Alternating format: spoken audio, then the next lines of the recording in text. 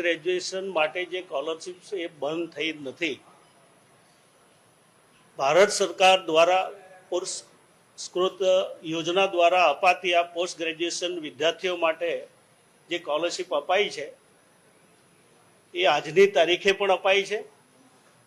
ફક્ત જે ચેતર વસાવાજીએ જે આ વિધાનસભાની અંદર જે પ્રશ્નો ઉપસ્થિત કર્યો છે એ મને લાગે ત્યાં સુધી મંત્રીશ્રીએ પણ ખૂબ સારો જવાબ આપ્યો છે, પણ તેમ છતાં એમને સંતોષ થયો નથી. એ એમનો વિષય છે. પણ જ્યારે અમે પણ જ્યારે આદિવાસી વિસ્તારમાંથી આવતા હોઈએ ત્યારે આદિવાસી વિદ્યાર્થીઓની ચિંતા હર હંમેશા આદરણીય નરેન્દ્રભાઈ જે તે સમયે મુખ્યમંત્રી હતા ત્યારથી કરવામાં આવી છે. ખાસ કરીને સરકારનો એમણે તો આભાર માનવો જોઈએ કે પૂરા દેશની અંદર ડાયરેક્ટ કન્યાઓ માટે તો આપણે પૂરેપૂરું ફ્રી કરી દીધું છે. એમાં આપણે આવક મર્યાદા પણ જોતા નથી. ફક્ત જે ગવર્મેન્ટ કોટાની અંદર પણ આપણે પૂરી સ્કોલરશીપથી લઈને ફ્રીશીપ કાર્ડની વ્યવસ્થા છે કે એક ગુજરાત એવું રાજ્ય છે કે ઉમરગામથી અંબાજી સુધીમાં વિદ્યાર્થીઓ અન્ય ફેકલ્ટીની અંદર અભ્યાસ કરી રહ્યા છે.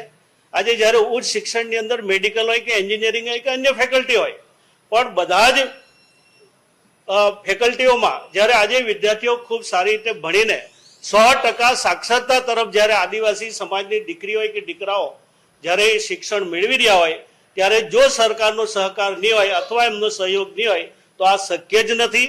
આજે જે કંઈ થઈ રહ્યું છે, ઘણા સમયથી આંદોલનો ચાલે છે, એમાં કેટલાક એજન્ડોએ કેટલીક મલ્ટી સંસ્થાઓને સાથે જે એડમિશન કોઈ કારણોસર લાલચ આપીને પણ જે એડમિશન અપાવ્યા છે એવા લોકો માટે દીવધા છે. બાકી તો ગવર્મેન્ટ કોટાની અંદર કોઈ પણ છોકરાને અન્યાય થયો નથી, દીકરીઓ માટે કોઈ અન્યાય થયો જ નથી. પણ જે મેનેજમેન્ટ કોટાની અંદર જે પ્રશ્નો છે એ ચોક્કસ રીતે સરકાર